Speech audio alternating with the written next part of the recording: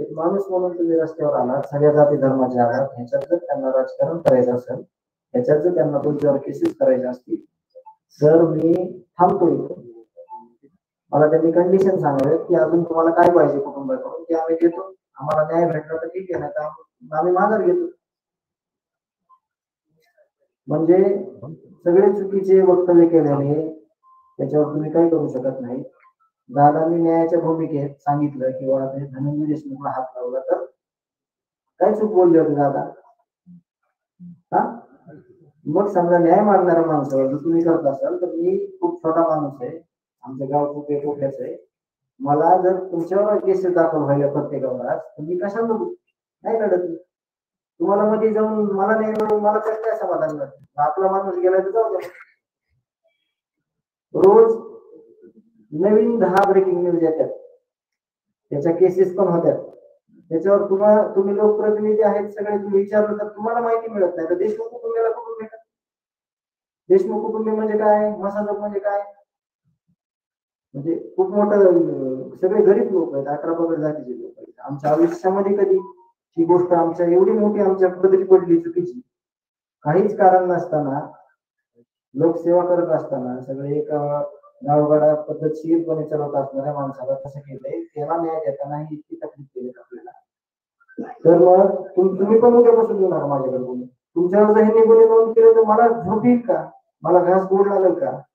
मला सांत्वन करायला तुम्ही यायला तर तुमच्यावर केसेस सगळ्यावर. तुम्ही सगळे मध्ये, महिला मध्ये, म्हणजे तुम्ही सगळे मध्ये कशासाठी नाही मागू मी?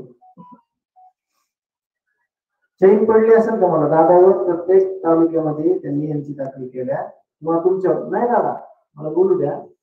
तुम्ही न्याय मागताना त्या माणसावर केस करतात, तर अन्याय मागताना तुम्हाला आम्हाला आंदोलन करावं लागतं. हे कुठेतरी गांभीर्याने घेण्यासारखं आहे. परवा दिवशी 3 दिवसापूर्वी वैभवीनं सोशल मीडियावर पोस्ट केली की आम्हाला माहिती कळवा. त्याच्यानंतर तिसऱ्या दिवशी ज्यावेळेस मी रात्री बोललो त्यावेळेस सगळे अलर्ट झाले, सगळे आले. मग विचारायला आम्हाला ते जाऊ द्या, ते बाप पाठीमागे चेतना तिलके मॅडम, मी मध्ये बसलेलो होतो, अंत्यविधी करून घ्या म्हणल्या, म्हणजे विटंबना होईल. तर मी आणि माझे चालू त्यांना म्हणलं हे फोन धरा, विष्णू चाकेचा फोन चालू आहे, फोन करा आमच्या समोर आणि ती कुठे बघा त्याला पकडा. त्याच्यानंतर 35 दिवसांना आज त्यांची माझी टाकीवर भेट झाली होती.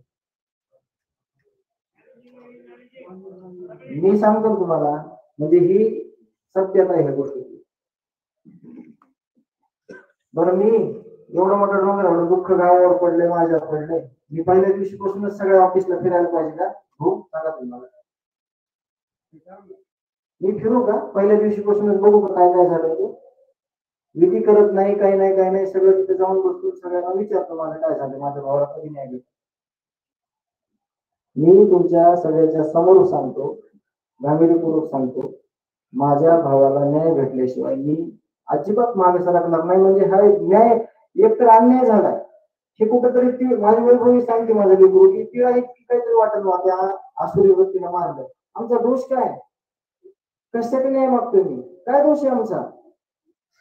भाऊ, एकही केस आमच्या दोघांवर कुठली नाही आणि आम्ही पण आयुष्यात कमवत केली. हा, आणि त्या माणसांना न्याय मागताना सगळ्या राज्याला तुम्हाला न्याय मागावा लागत असेल. वेगवेगळ्या पद्धतीने आपल्या लोकांना टॉर्चर करते. 11 पगड जातीचे लोक आहेत ना दादा, असं कोणच नाही की इथं एखादा माणूस ठराविक ह्याचा येतोय आपल्याला साथून करतोय. खूप मोठ्या प्रमाणात हा अन्याय झालेला आहे. त्याचं गांभीर्यपूर्वक घेतलं नाही तर आमच्या कुटुंबाला जे काही करेल त्याला जिम्मेदार सर्वस्वी हे लोक असतील. आणि मी कुठलीही गोष्ट सांगून करणार नाही, का तर मला कुठलंही नाटक करायचं नाही. काय असतंय की त्यांनी गांभीर्याने घेण्यामुळे मला कुठेतरी अर्ज द्यावा, मला निवेदन देता आलं असतं ना. मी निवेदन नाही दिलं. मला पत्रकार बंधू म्हणले की तुझं निवेदन आहे का? निवेदन कशात देऊ? न्याय मागण्यासाठी मला ज्या ज्या परिस्थितीमधून जावं लागेल त्याच्यासाठी मी तयार आहे. मला न्याय पाहिजे. सगळ्या राज्यातल्या लोकांनी सांगितलं की खूप संवेदनशील पोरग आहे, पण त्याचा अंत घेऊ नका ना तुम्ही. मला पण जीव आहे, माझं रक्त आहे, माझा भाऊ गेलाय, तुम्ही पंचक्रोशीनं बघितलेलं आहे. 1 मिनिट त्याच्याशिवाय तुझ्या माझ्यासोबत जात नव्हता. सगळ्या कुटुंबाचा जीव सगळ्यात जास्त त्याच्यावर होता. तो आज माझा भाऊ नाही. तर मग त्याचं सहनशील तर मला परिस्थिती देऊ नका ना. मी संवेदनशील आहे त्याची तुम्ही काळजीपूर्वक विचार करा ना. संवेदनशील आहे म्हणजे काय? माझा पण गळा गोटा संवेदनशील आहे. सगळ्या आरोपीला मी पहिल्या दिवशीपासून सांगतो, मुख्यमंत्री साहेबांना पण सांगितलं, आम्ही पुरावे आम्ही पुरावे दिले आमच्याकडे. मी सांगायला 28 मे पासूनची घटना 12 डिसेंबर पर्यंत कुठलंही तुम्हाला सांगतो ज्या की त्यावेळेस एकही केस झाली नाही. 28 मे ची केस 29 ला झाली. त्याच्यातले 2 आरोपी ते पुढे कुठंच आले नाही. मग 29/11 झालेली केस जर तिथंच केली असती, हे आरोपी पुढे आले असते का? त्यांच्या केसेस गेलेत. माझा भाऊ त्यांनी मारून टाकल्यावर माझ्या केसेस घेतल्या सगळ्या. माझ्या गावातल्या ह्यांच्या घेतल्या, पवन चक्कीच्या घेतल्या. चुकीचं वागलात तुम्ही. आता बी आम्ही एकदम संवेदनशीलपणे, एकदम शांततेत, लिहितेनं, विनम्रपणे आपण म्हणतोय माझ्या भावाला न्याय द्या.